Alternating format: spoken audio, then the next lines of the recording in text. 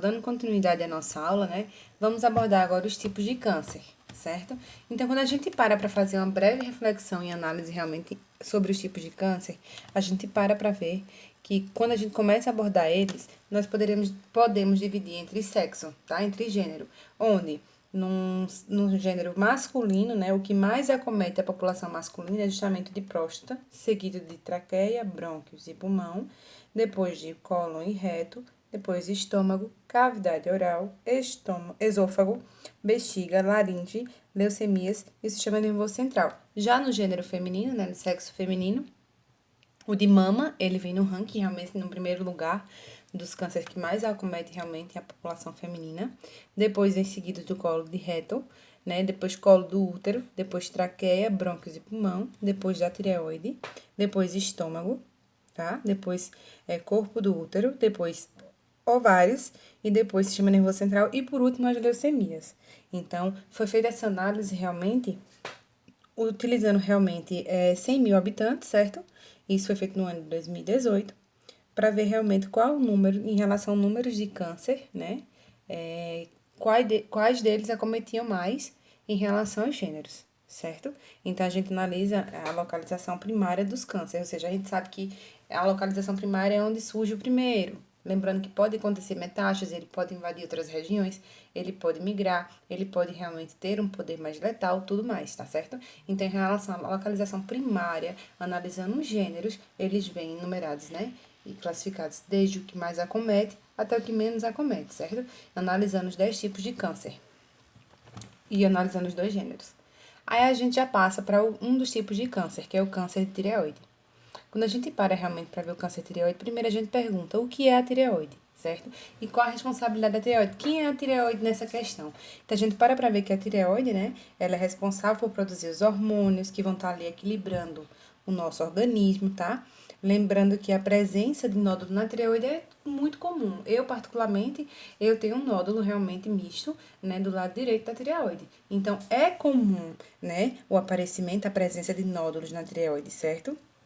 Mas a gente também tem que lembrar que menos de 10% dos casos, né, dos 100, então menos de 10, eles são malignos. Então, muitas vezes as pessoas elas conseguem realmente viver com esses nódulos de tireoide, sem que tenha nenhuma alteração laboratorial, nenhuma alteração realmente no organismo, tá? Então, a gente para perceber também que nesses casos de malignidade, quando eles são descobertos realmente em sua fase inicial, né, são descobertos precocemente, o índice de cura desse tipo de câncer é de 95%, certo? Então, a gente para também para perguntar outra coisa. Vocês sabiam que o nódulo da tireoide ele pode ser facilmente identificado com o autoexame? Então, não é somente o autoexame da mama, tá? Nós temos também o autoexame realmente da tireoide, que é muito fácil, muito simples de fazer. Então, você para na frente de um espelho e você começa realmente a deglutir, tá? A água, começa a deglutir água. E você para realmente observar se não tem uma bolinha, né? Uma massa se movimentando, né? De acordo com o gole que você toma da água, tá? Então, se você vê realmente que tem um nódulozinho se movimentando para cima e para baixo, durante o momento que você está engolindo a água, então pode ser que provavelmente existam nódulos, tá? Nódulo ou nódulos, certo? Lembrando que para eles também serem identificados é necessário que você esteja na frente do espelho e tudo mais, tá bom? E a gente para perceber também que a disfunção da tireoide, ela é fácil de ser diagnosticada, tá certo? E o tratamento ainda conta com muitos remédios, né? Com um leque de medicação realmente que são bem acessíveis. Então, os medicamentos para tratamentos são muito bons, são baratos, certo? E quase nenhum realmente vai ter uma contraindicação. E uma das funções do teste do pezinho, né? Que é feito lá no bebê, quando ele nasce, né? Nos primeiros dias de vida dele, né? É justamente detectar, identificar se tem realmente alguma disfunção na tireoide, certo? Então, a criança apresentando disfunção, né, é o primeiro exame que ele faz, que é o teste do pezinho. A partir desse momento, a criança ela já pode realmente ser tratada desde cedo, para evitar maiores problemas, evitar as maiores complicações, certo? Principalmente esses que são causados pela disfunção dessa glândula. Então, recentemente foi aprovado pela Anvisa, né, um medicamento que é feito à base de mesilato, de levantinib, certo? Que vem impedindo realmente o avanço, né? A prolongação realmente dos tipos raros de câncer, que eles representam, né, uma porcentagem de 1 a 2% realmente de todos esses tumores malignos. Então, esse remédio ele pode diminuir até 80% a progressão da doença, podendo inclusive fazer com que ela desapareça, né? Alguns casos de câncer de tireoide com essa medicação conseguem realmente ser curados. Então, a gente para analisar o que o Oswaldo Cruz ele traz pra gente. Então, ele diz que o Dia Internacional da Tireoide é dia 25 de maio, tá? Que o câncer de tireoide é o quinto tumor mais maligno frequente entre sexo feminino, embora as chances de cura sejam 95%, né, quando são detectados na fase inicial, tá? Lembrando que, considerando, né, é o mais comum da região da cabeça e pescoço, né, mas a sua incidência realmente é baixa, então é um caso a cada 100 mil homens e 8 casos a cada 100 mil mulheres, né? Esses dados foram retirados realmente da base de informação INCA, certo? Então, eles podem ser divididos com algumas características. Pode ser dividido entre os diferenciados e os outros tipos. Os diferenciados são aqueles que são carcinoma papilífero, carcinoma folicular, carcinoma de células de Hodgkin, tá? E os outros tipos são medulares e carcinomas realmente indiferenciados, certo? E a gente para também para ver a tireoide. O que é a tireoide, né? Então, mais uma vez, a gente aborda aqui, é uma glândula do sistema endócrino, que está ali responsável pela formação, produção de hormônios, que vão estar ali agindo, né, no controle do nosso corpo, certo? Lembrando que nódulos benignos e bócios, né? Bócio realmente é o nome que se dá para uma glândula com tamanho aumentado, e isso não vai implicar necessariamente no desequilíbrio de hormônios, tá? E a maioria dos nódulos da tireoide é benigno, né? Mas cerca realmente de 5% deles podem ser realmente de origem de natureza maligna, tá? Então, lembrando que é importante dizer, né, que a presença de nódulos na tireoide não implica na disfunção da tireoide, embora, eventualmente, esses nódulos eles possam produzir hormônios em excesso, causando hipertireoidismo, tá? Em alguns casos, realmente muito raros, muito distantes, pode ser que cause também o hipotireoidismo, certo? Lembrando que hiper significa muito, então o metabolismo desse paciente ele vai estar extremamente acelerado. E o hipo é justamente aquele que ganha peso, né? Que vai estar realmente um metabolismo bem paradinho, certo? Então, quais são os fatores de risco para desenvolver esse tipo de câncer? Nós temos fatores de risco como irradiação no pescoço, né? Ocorrência de câncer na tireoide na família, podem ser considerados realmente fatores de risco para o câncer de tireoide, todos esses analisados. Lembrando que ele é assintomático, tá? Ele é assintomático. Ele pode se manifestar apenas como um nódulo na região anterior do pescoço, né? Que vai ser identificado no autoexame, como a gente já falou de como fazer o autoexame, certo? E pode ser que realmente, em alguns pacientes é muito incomum, mas pode ser que aconteça realmente de apresentar uma rouquidão persistente, né? E outro sinal realmente que pode ser um alerta para esse tipo de câncer é a presença, né, das linfonodomegalias cervicais, indolores, né, e do aumento realmente progressivo das mesmas. O diagnóstico ele é feito por meio realmente de ultrassom da tireoide, certo?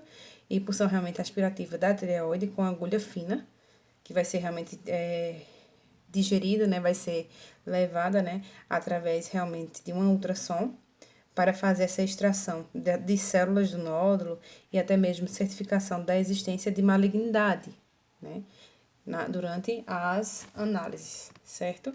Então, a prevenção é fazer sempre exames de rotina, tá certo? Fazer o autoexame, né? Lembrando que é um câncer que tem realmente causas desconhecidas, né? Causas específicas desconhecidas. E realmente ter esse autoexame e fazer essas check-ups com frequência, tá? O tratamento, ele pode ser cirúrgico e pode também consistir na iodoterapia radioativa, tá? Em alguns casos, realmente mais invasivos, pode ser feita a radiofrequência, né? Mas a gente para ver também que as cirurgias, elas são mais eficientes e são menos invasivas.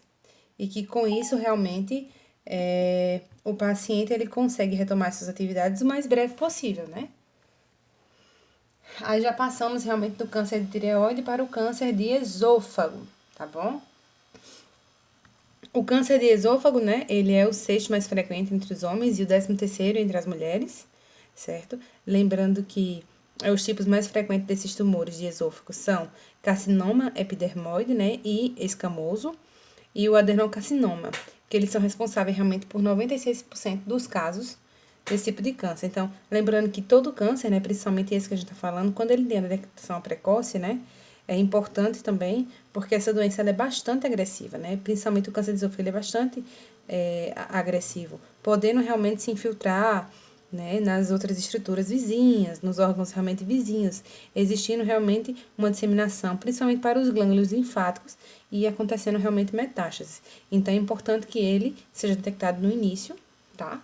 Para evitar realmente essas invasões, evitar essas metástases, evitar realmente que ele saia espalhando e irradiando realmente para as regiões e órgãos vizinhos. Então, como fatores de risco, nós temos, eu gosto de falar muito sobre a questão do tabagismo, né? Porque o tabagismo ele é o principal fator de risco de todo e qualquer tipo de câncer, tá?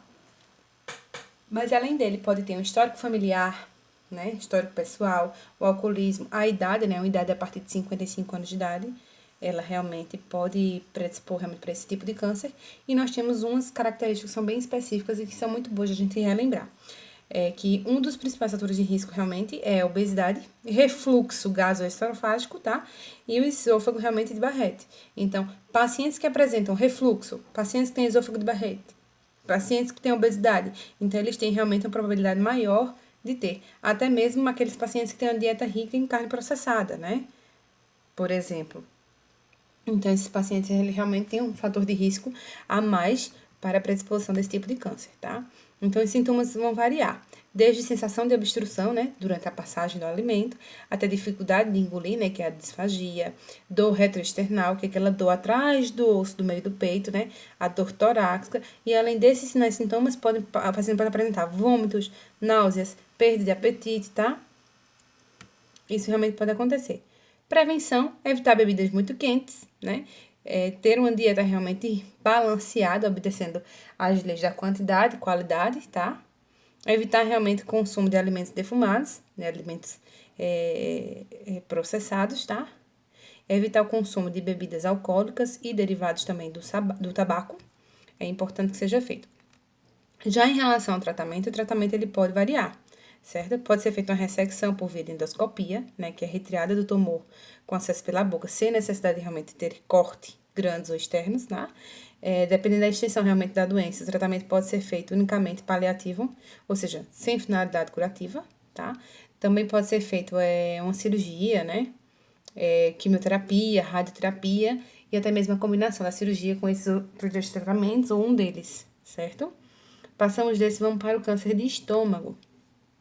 Que o câncer de estômago, né, quando a gente para analisar, realmente, ele pode não apresentar nenhum sintoma no início, né, devido às características realmente anatômicas que o estômago tem. Então, o câncer, ele pode se disseminar, inclusive, para o fígado, né, para o pulmão e principalmente para o sistema linfático, sem que manifeste nenhum sinal, sem que tenha nenhuma característica de que ele existe e que ele está ali. Então, ele é o quarto, né, mais frequente entre os homens e o sexto entre as mulheres. E lembrando que ele tem um aumento realmente progressivo de 6 a 3,7%, conforme realmente os dados do INCA, né, no biênio de 2016 e 2017.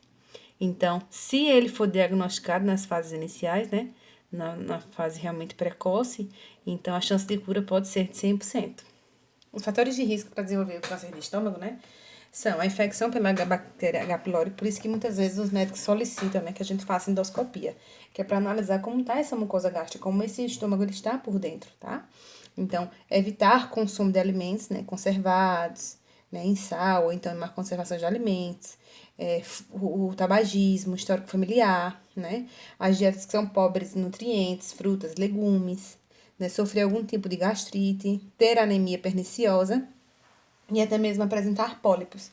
Por isso que é necessário realmente estar fazendo essas endoscopias para ver essa mucosa gástrica, né? E ver a resistência também de pólipos. Sinais e sintomas, eles podem ser confundidos realmente com gastrite, né? Ou com qualquer outra doença realmente gástrica, até mesmo a úlcera. Então, o paciente ele vai ter uma azia persistente, dor no estômago, náuseas persistentes sem explicação, né? Uma perda de peso não intencional, indigestão, sensação de inchaço após comer, né? E a fadiga, tá? Diagnóstico, como eu falei para vocês, endoscopia digestiva, né? E através da endoscopia pode-se fazer realmente uma biópsia quando existir uma suspeita clínica, tá? Tratamento, ele vai variar, né? A principal forma de tratamento é a retirada do tumor. Então, pode ser feito realmente por via de endoscopia ou até mesmo por cirurgia, né? Nos casos realmente que estão mais avançados, pode ser feito quimioterapia e radioterapia e realmente ter essa associação entre eles, tá? Prevenção é a alimentação, né? Primeira coisa que deve ser feita é uma alimentação balanceada, uma alimentação respeitando as qualidades, todas que precisam, né? Evitar o fumo e o principal, fazer as endoscopias, né? De maneira preventiva, para caso exista a H. pylori, poder ser identificada, ser diagnosticada e fazer o tratamento certo da H. pylori. A gente precisa eliminar essa bactéria, tá? Passamos desse para o câncer de pâncreas.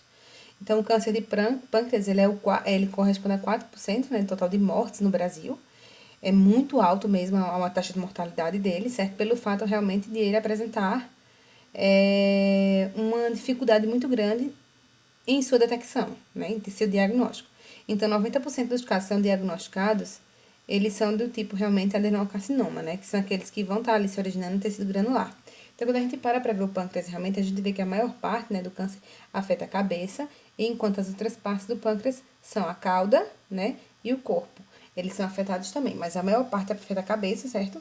E a gente para ver que é o pâncreas que vai estar ali produzindo, né, as enzimas que vão estar atuando ali na digestão dos alimentos, né? A ação da insulina, que é o hormônio realmente responsável pela diminuição do nível de glicose no sangue, tá?